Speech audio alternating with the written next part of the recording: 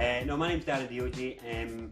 I run my own self-development events, and I have done for the last 5 or 6 years.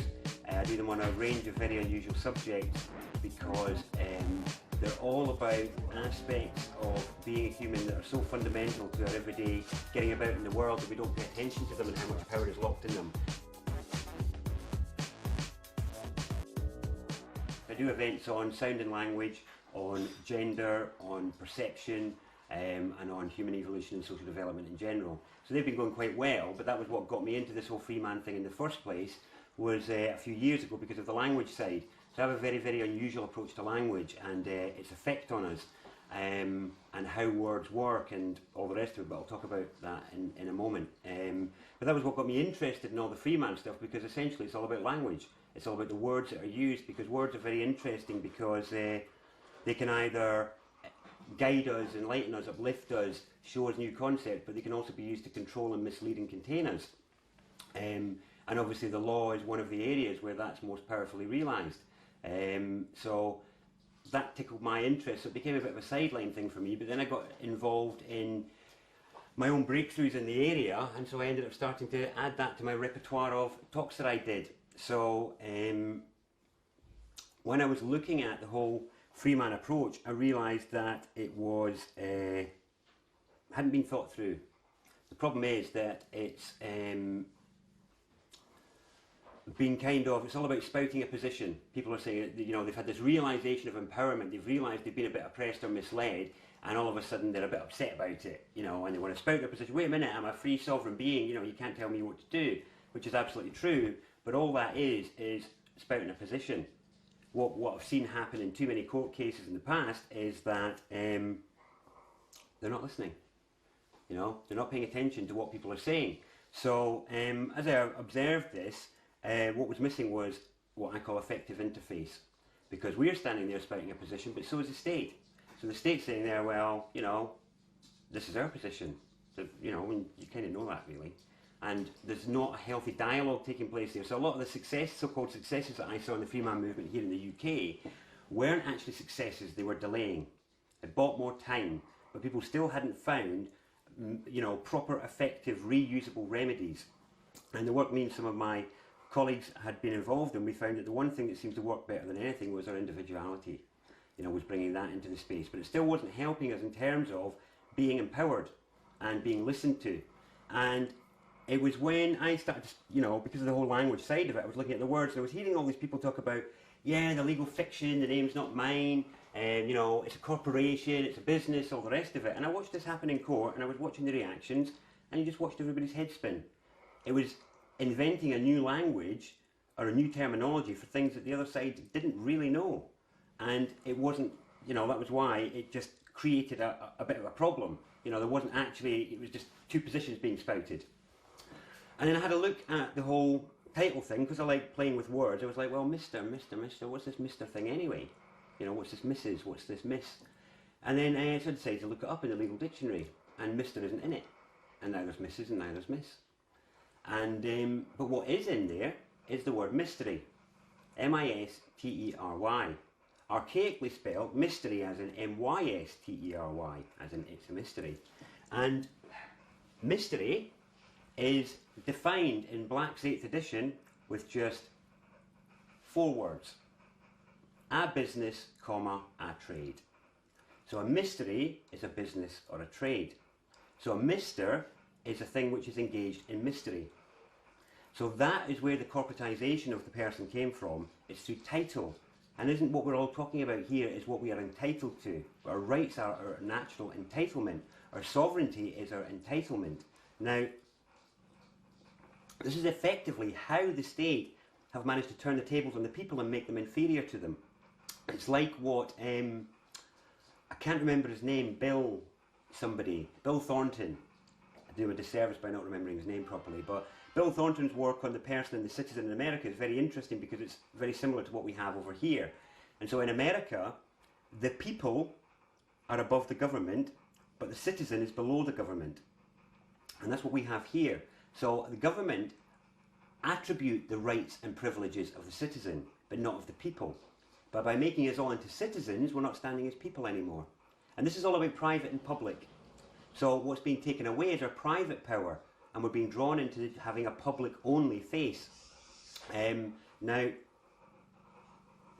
through the use of title, they've turned it on us, basically. And this is where the problem lies. When the Queen took her throne, some people in Scotland, a couple of doctors tried to take her to court and sue her because she wasn't the second Elizabeth in Scotland, and she'd put ER2 on all the post boxes.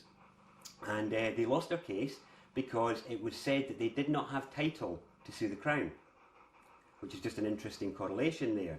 Now, when I continued to look at the words, because that's what I like to do, I was like, okay, Mr. So what's Mrs.? What's this Mrs. thing? Wait a minute, that's not even a word. Moors. You know, I remember Moors, the distribution company, as a kid, but I was like, Moors isn't really a word, and then I realised it's missing an apostrophe. It's actually Misters, or belonging to the business. So then, what's Miss? So this is so really, if you think about it from that point of view, when women were fighting for equal rights, they may have won certain rights like the right to vote, but title never caught up. They were still the property of the business. Now, this left us with this Miss thing. I was like, Miss, what's Miss? And it was obvious. Picture a form, one of these, or any form, where you have title, forename, surname, and you've got the little boxes. When you put Miss in there, it means miss this, Miss, no title. Do you see? So, Miss in that field is an untitled entity or body. So the woman doesn't have title until she's married, when she becomes the property of the business, or the Mr., the mystery. So the interesting thing is that Mr. isn't the only title all the men had. You had another title once, long time ago, and when you had it, you couldn't be done for statutory offence, only for common law offence. And you were told it was because you were a minor. You weren't liable for taxes, you didn't have to work, things like that, and you were able to take off the benefits of the state, because the state's only function is one thing. The state's function is providence. So all it's there for is to provide service. That's the point of deferral of responsibility, is so they take on a service provision for you so you can get on with your life. That's why it was, that's the whole point of it. But anyway, where was I there? Okay, yeah, so that title obviously is the title Master. Now you look up Master in any legal dictionary and I guarantee you minor is not in it. So basically it's all about, for first of all, those of you who are into your Admiralty law, Master is captain of his vessel. Master is always the principal. Master is one who has control over the conduct of another's services. The list goes on. Think about all the connotations of the word master that you know of, and none of them are to do with being a little boy, are they? None of them. So when we had that title, that was before we were corporatised, before we were turned into the Mister. So what's interesting is, the state did not give us the title Master. It's in our culture. It's something we all know. Whereas they give us the title Mr., Mrs., and all the rest of it. You don't have title on your birth certificate. It's not there. Because you're untitled at that time, and then as soon as you come into things, you are effectively a master. Now, for those of you who are interested in the whole Sesquité V Act thing and all the rest of it, if you've looked at that, and that whole theory, I'm not sure how I feel about that, but essentially on the grounds of that, any child who can go under the title Master before they're at age 7 can reclaim all the private benefits of the title, of their share of the business, the busyness that is our sort of state, because we are shareholders. Of course we are. We vote for the board. That's effectively what we do. We all have the right to vote, because that's how all sort of organisations of that scale are run. Except we've lost the right and the capacity and the empowerment to be able to sack the board or members of the board, which we would do in other situations if enough of us got together to say, well, actually we want to move to sack a member of the board for maybe breach of trust, misrepresentation, bit of fraud or misconduct in public office, something along those lines, emotional immaturity, instability, or outright myopic sociopathic behaviour. So I won't go in there, I think everybody gets the point.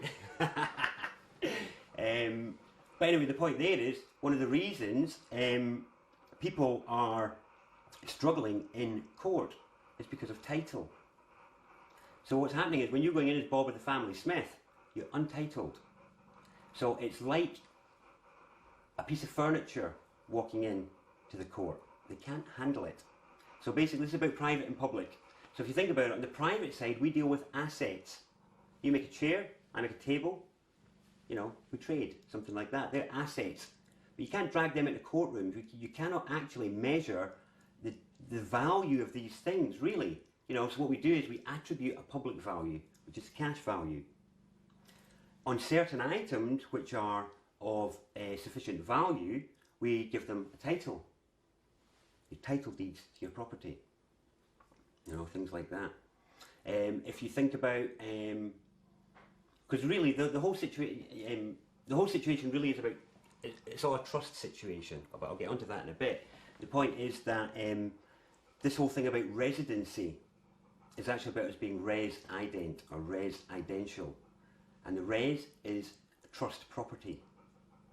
You know, so you have that for houses and people. You know, because they're real assets. So really, when we're going in there as Bob of the family Smith, we're going in there as an asset, and that the court can't work with that because it's all public. So this is where it's all about the financial value and all this sort of thing. Yeah. This is why people have had their sort of benefits when they're in there. The real thing, people who've had real successes have managed to achieve it through jurisdiction and actually what Bill Thornton calls standing, being able to establish themselves as one of the people. But that is, those successes are rarer than they should be because too many people are going in there with this confusion over what's actually going on.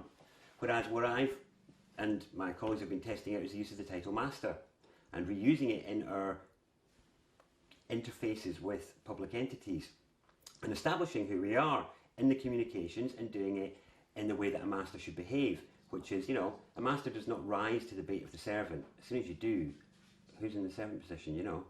You've lost your cool. You're no master, are you? You know, the point is that you, you know, again, it looks, if you look into the definitions of the concept master, then it's all about being upstanding and being ethical and looking out for your community and the people in it and things like that. So as long as we use that approach in our communication with public entities and whatnot. So in court, for example, we did an experiment, this was quite a while ago now, where somebody who I was with tried the whole Bob of the family Smith thing, and it's a corporation, it's a legal fiction, and yep, all the heads spun. When I stood up as Master Deogee, they simply went, you know, is that your real name? Well, yes, it is.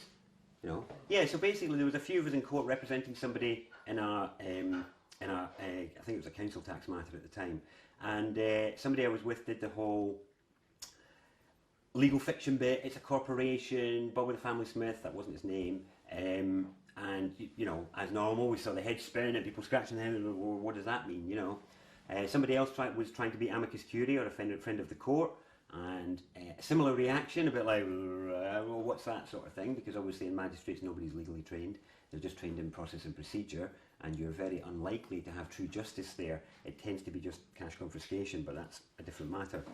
And so then I stood up as Master Deogee, and the reaction was a bit like, you know, a bit of shock really. They looked at each other and it was like, well, is that your real name? And, yes. Were you christened that name? Yes. You know, it's my family name. And they just duly wrote it down. So I had established my title. It was then up to me to exercise the power of the title in the proper way. That was my first time, and I was just buzzing at getting the title on there.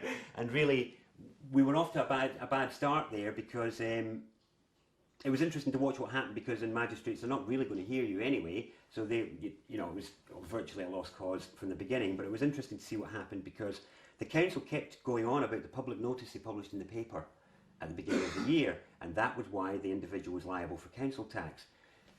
And I scratched my head as we walked away from that, and it was like, how is it that all these people going on about council tax challenging haven't mentioned this before?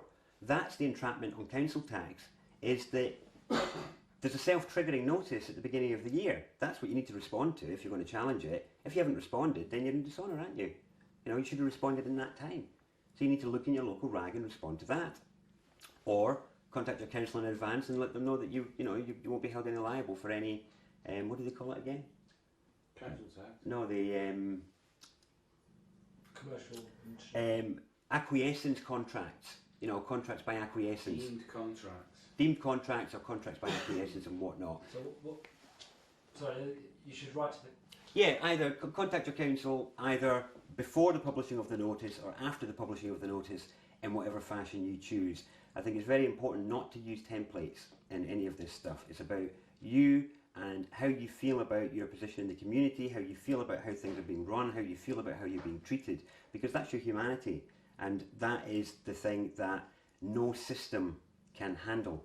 You cannot manage true individuality with a system, and you can't break a system with a system either.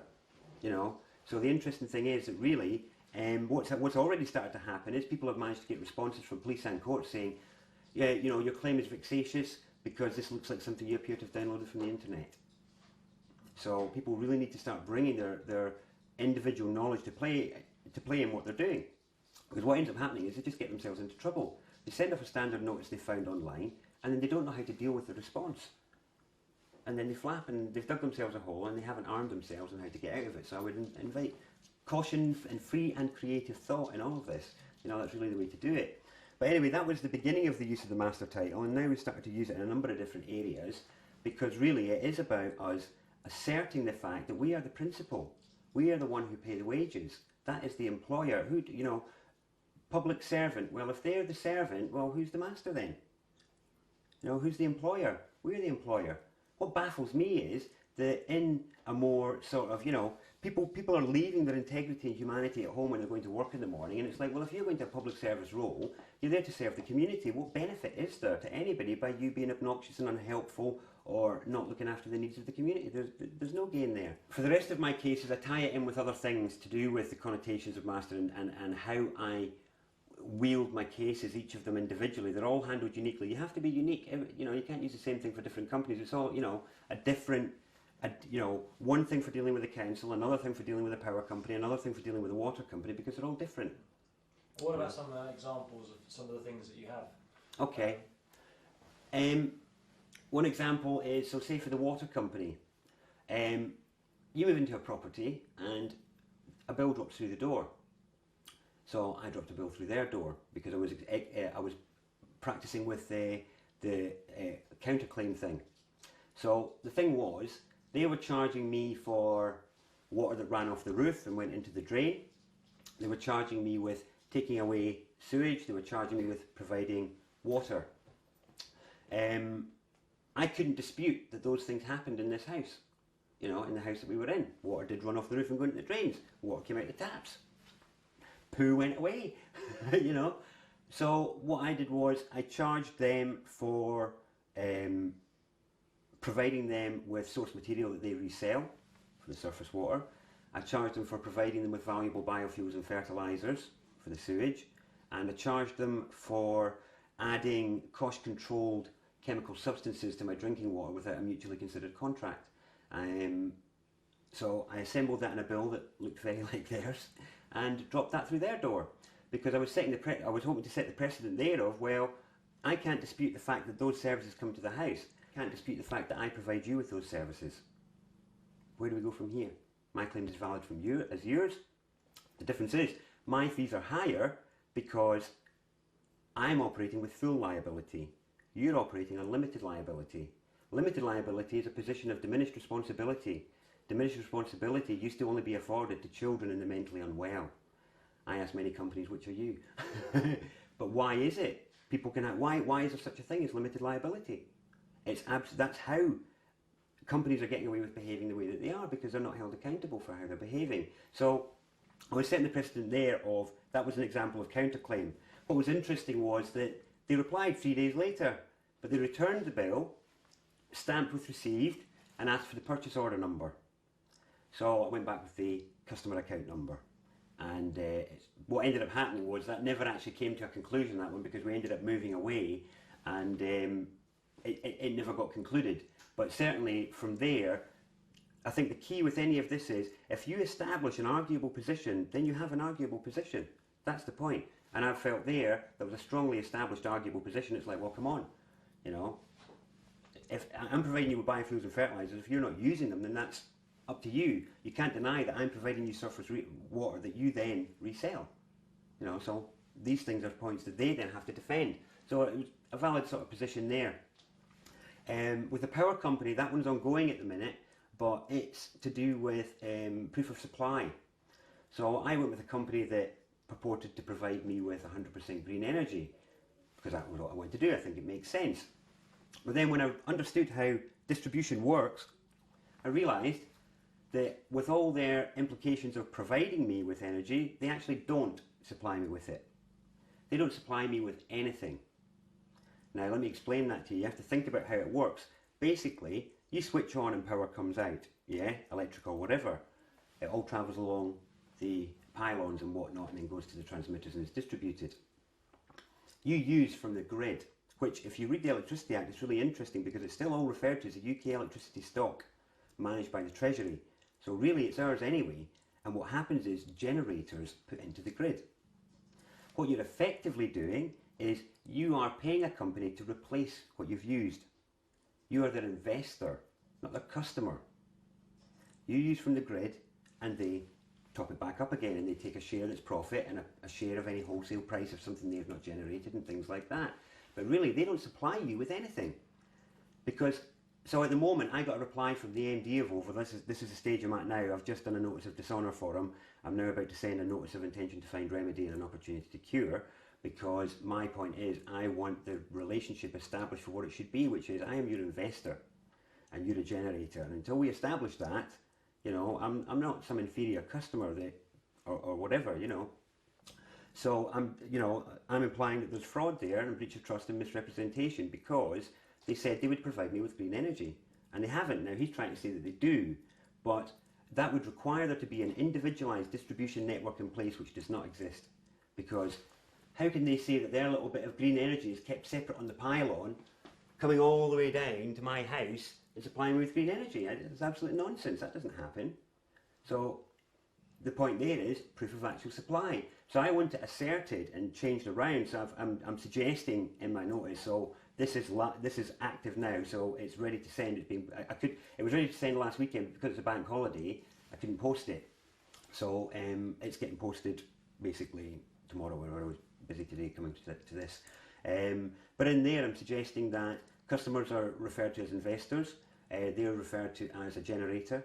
And the contract and advertising and marketing has to be updated to reflect that, because otherwise it's fraud and it's misrepresentation. You know, what they're agreeing to do is to make us feel better, not by using green energy, but by replacing what we use with green energy. It's a small detail, but it's an extremely important detail. And so that's my position there. So it's unique to the situation, same as the water being unique to the situation. With my council and council tax, what happened with them was, I said to them, tell me what it's for, and I'll pay you. So they told me, because they sent me this thing about how it's divided up, and it had, like, you know, police, ambulance, local services. I was like, I'll pay them. I don't really like to use them, but I want people in the community to have access to those things. Swimming pools, libraries, you know, if they need an ambulance, I'd like it to be there. So I paid for those things. It came to about 200 odd quid for all the normal services. And this big massive chunk went to the county. So I said, tell me what it's for, and I'll pay you. And they wouldn't tell me. They said, oh, and I said, well, if you won't tell me what it's for, all I can do is assume the worst, and that you're using it for, you know, for perhaps perpetrating war or paying pensions, which I'm not really liable for, or, you know, whatever. I don't know what you're using it for. If you don't tell me, then what is it? I thought this was, you know, for services. So I said, you know, tell me what it's for and I'll pay you. And they didn't. So basically, well, their reply can be summarised as, pay us or we're sending the boys round. You know, we're going to send the boys round and take your stuff. Now, I told them that was extortion. So basically it's like, well, you're extorting from me. You know, unless it's a mutually considered contract, I have a right to say, what is this for? You know, we don't have a mutually considered contract, so we're in this position. So I hammered at them full force, and it's basically gone very quiet because I threatened to take all the legal people that were involved, because they got a liability order, but I said that it was unlawfully gained because I'd submitted an what's called an N9 acknowledgement service, stating that there hadn't been proper process, and that actually there was discussions still going on in dispute and there wasn't a need for adjudication. But because it turns out that the documentation didn't make it to the court on the day. So I'm saying, well, they withheld evidence in a case. They've misrepresented me, and to get around the limited liability, I've said, no, it's not the council I'm going to expose in court, it's you, because you're the one who didn't do it. You're the one who failed in that duty, and you can't hide behind your job role because I trusted you. You had me send the documents not to the court but to the council, so I trusted you with this documentation to make it available in court, and you didn't.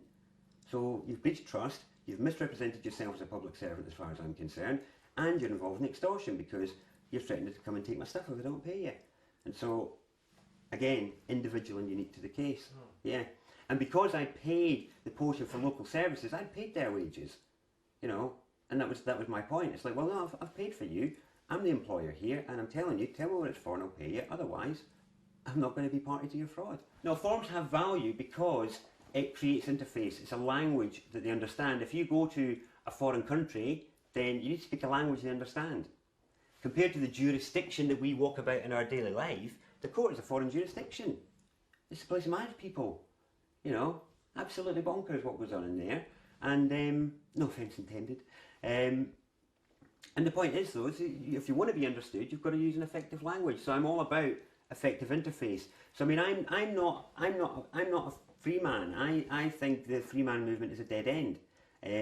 People haven't thought it through. If you know, okay, let's say, for example, right here, right now, everybody's a free man. Brilliant, sorted, job done. Everybody, everywhere. Who's going to manage the roads? Who's going to operate the schools? Who's going to run the ambulances?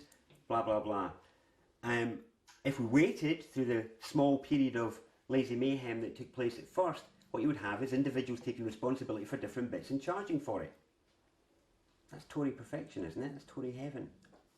That's not actually something I'm up for. I don't think there's anything... The point is, our infrastructure that we have is excellent. It's one of the best in the world. What's wrong is the people who are operating it and the people who are now adding to it. They are the ones that are the problem. And so... I'm not up for this. You know, the free man movement can be very us and them. It's separatist, and I'm not up for separatist stuff. I'm up for being inclusive. So my point is all about, well, it's all about, you know, having a healthy community, isn't it? Taking responsibility, isn't it? You know, having a safe place for children, nice education, they'd all be good. Doesn't everybody want that? And public servants, you know, when you go home, don't you want that as well? Isn't that your thing? So... Sorry, I won't point at you anymore. No, it might have been because I was doing that. Yeah. So, I'm up for fixing the public service. That's my thing. That's what the whole master thing's about. It's about reasserting ourselves properly and saying, look, you know, you're in a serving role, so do your job like any of us have to do when we're in the job. Bring your humanity, because then we can have a nice chat and actually realise that, you know, we're actually not that bad people and we're not, you know, being bolshy because we're trying to fulfil this role thing that so many people are doing. And, you know, let's have some proper solutions. And so what we did off the back of a lot of this is we realised that the other problem is, so in court, for example, one of the things we've been doing, which has really been interesting, is I've created this thing called the People's Public Trust. It's all about using trust law to get around limited liability to make people responsible for their actions. And it's like, if you're taking a public serving role to serve your community, then do it. Trust it's an interesting one because so many people are lost in the sea of admiralty. You know, they're lost in that ocean of, I like what Veronica Chapman calls Black's Hole, you know, from Black's Law Dictionary. But you get lost in this sea of nonsense, really. And it is actually a smokescreen. Commercial law is all a smokescreen. Underlying it all is trust. Trust is the fundamental basis of human community. Without it, you have no structure, you have no reliability, you have no capacity to give people roles because you don't trust them. So trust is absolutely fundamental, and trust law reflects that. And actually, underlying a lot of the commercial law is trust law. So fundamentally, I think it's the oaths of all the justices of the peace as held at Chancery, because it's a position of trust. All of these things are all about how, so the whole purpose of the state, the first function that's there, the first level, is trust. They are trusted to represent the needs of the community. They are trusted with the well-being of our children, with the well-being of us, when they're fulfilling their role. And when they're not doing that, it's a breach of trust.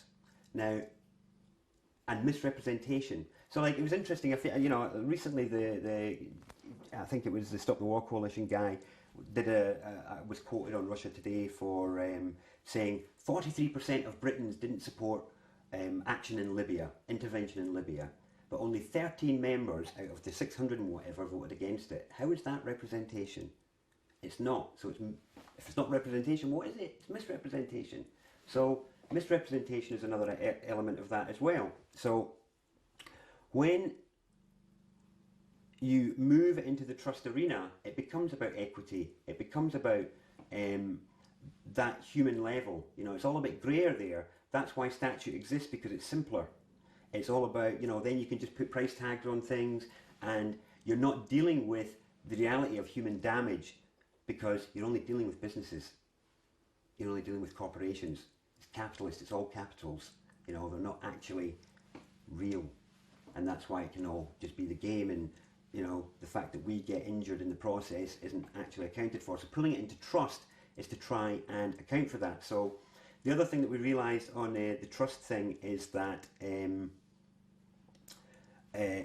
when you go in as an individual, you're likely to get steamrollered, because you're up against, no matter how much you know you're right, or how much you think you have a valid position, you are up against the mental conviction of all the people that you're in that room with that they're right and that they know what's going on. And you've got to break through that somehow with your position. And you can't do that by stamping your feet. So what we realised is that organisations get paid attention to. So I made up the People's Public Trust. So the People's Public Trust is an organisation. Well, it's not an organisation. It's not organised. It's not incorporated in any way. It's an association of private trusts, public servants and concerned members of the community. And its function is to fix the public service by tackling those who abuse authority and, misconduct themselves and don't give good service. If you don't get good service from your power company or your phone company or whatever, you do something about it, you change. We don't have that luxury, so we have to deal with fixing it one step at a time. So what we did was, been in court with my People's Public Trust Master Observer badge, which I sadly don't have with me, and my clipboard with the People's Public Trust organisation being observed stuff, blah blah blah, and watched people behave themselves, which was really nice. Now, it's amazing, it's pure psychology, but it's all about, it was just incredible to watch the effect each time. Each time we were in there, I had my Master Observer badge on, every one of them clocked it, and every one of them was nice as pie. And they did their job, Fair enough, it didn't all work in all the cases, but gradually we've been building on the idea to make an effective tool for people to use as an interface. And it's to create an interface that folk can use. And it's all about the people, us, the human beings, our public side, the trust that's in there. So the People's Public Trust is the public side of our private powers. And it's our trust because it is private, but also because it's all about the trust we have in our public servants to look after our well-being and all the rest of it. So the idea is to actually win public servants on side, to say, rather than being us and them, it's about saying, we all see abuses going on. I've worked in public service a lot, by the way. I was the allowances manager at the Scottish Parliament for a few years and whistle-blew on expenses back in 2001, long before it was ever an issue in England. And in fact, I think it came out in England really as a result of the work done in the Scottish and Welsh assemblies, where we discovered fraud going right the way up the chain. The interesting thing was at the time that I discovered fraud at party level, not scapegoat member level, and not a single broadsheet or TV station would touch it. Nobody would have it. Only the blooming News of the World. The buggers. But the point there was that it showed that the party was corrupt. But I won't go into that just now. That was just one example, and I then went on to work for the company that we used, who provided the software that we used to get accountability from the use of public funds. and I worked with them for 5 years, consulting with councils all over the country. So when I'm approaching, when I'm coming at the public trust idea, I'm not coming at it without an idea of what public service should be like and not having done my fair share of it. It's all about, I left the Parliament in disgust because of the fact that the matters that I'd raised didn't get handled properly and people weren't appropriately dealt with, and I was just like, well, I'm not going to give you my time and service then.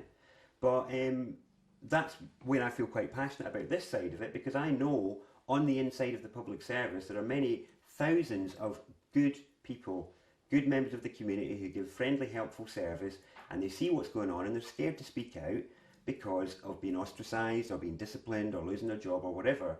So the People's Public Trust is there as an agent for them to come to and to say, well, if you've got evidence or something that's going on, then come to us.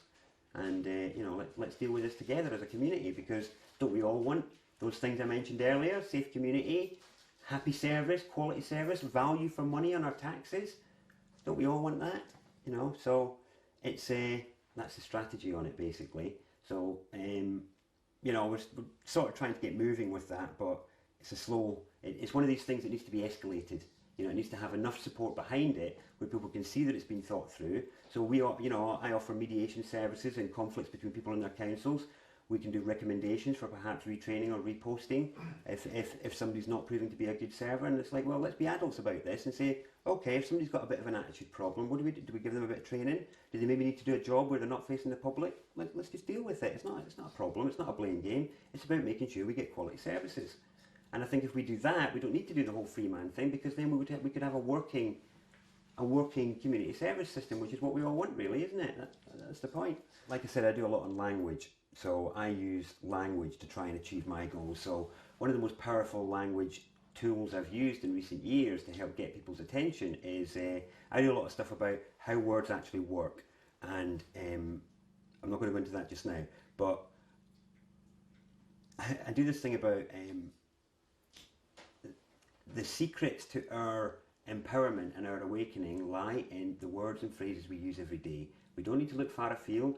We don't need to all study big complex books or anything like that, like the master thing. You didn't have to read a single book and you would have known that, And it's because it's things that are staring us in the face all the time.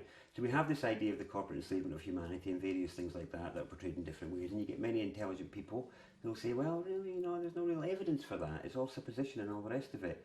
But I say that it's staring us in the face. So when you think about the standard attire that a man wears to go to work in the corporate West, there are certain places you can't get into unless you wear this attire. And I want you to picture it in your mind now. So we all know what I'm talking about, and it's maybe a suit or a shirt and trousers. Yeah. Look at the parts of that. What do we call this part? The collar. Collar. What do we call this part here? Sleeve. No, at the bottom of the sleeve. Cuff. Cuffs. And what do we call the bit that we wear around our neck? A tie. So this is an example of where we are tricked by context. We're tricked by context. So who else wears collar, cuffs and a tie? Change the context.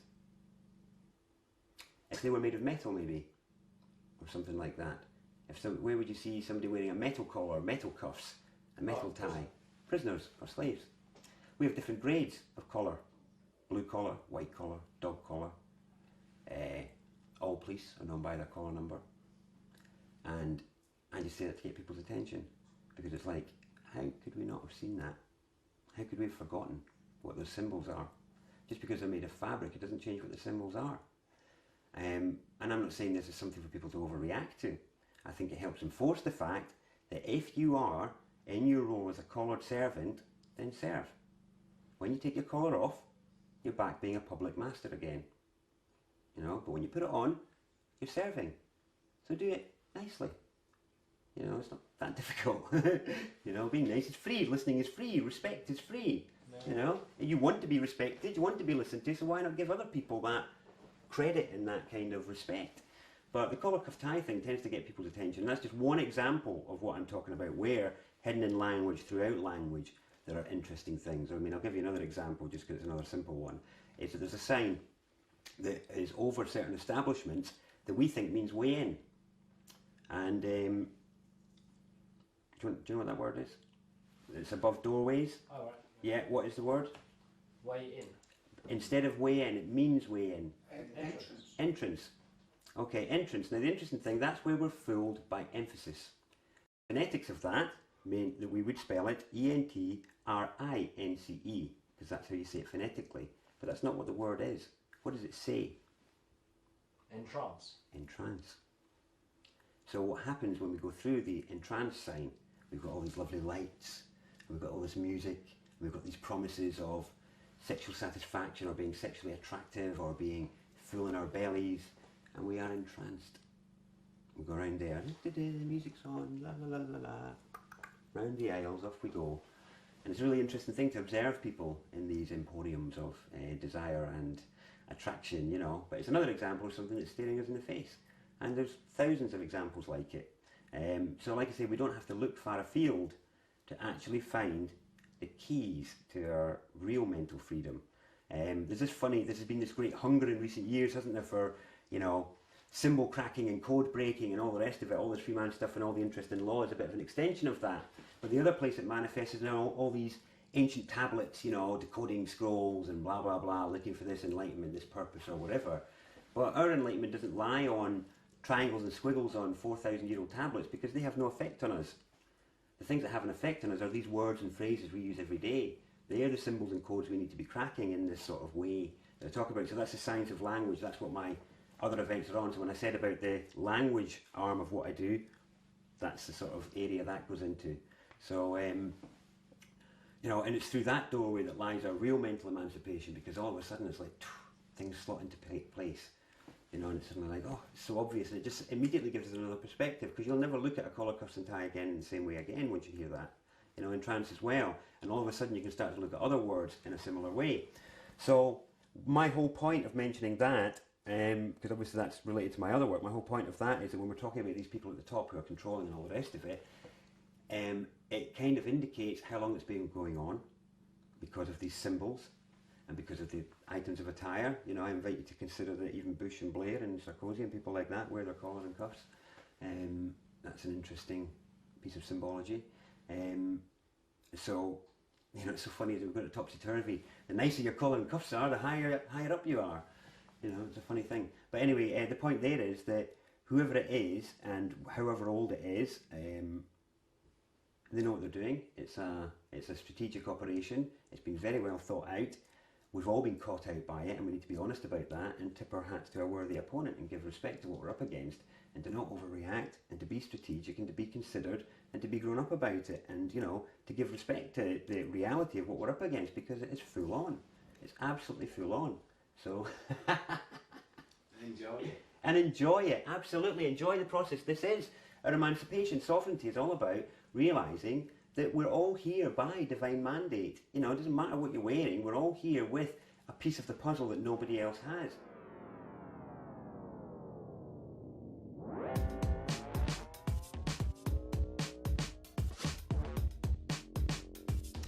Yeah, so I think based on all these things that I've just, and let's remember the things I've highlighted are just some of the little details. There's a lot more to it, and I think that deserves respect, and it deserves us to realise that, you know, we've got to work cut out for us, and the only way we can do it is if we do work together as a community, because community spirit is the one thing that is an indestructible unit. You know, it really is, but it's only by respect and recognition and this awakening that we're all going through, and us feeling good about it and feeling a sense of empowerment, because really it doesn't matter whether you're coming up against any oppressive forces. It's about how you feel. We're here to enjoy life and for it to be enjoyed and to be celebrated and to, you know, to be explored. So as long as you're doing that, then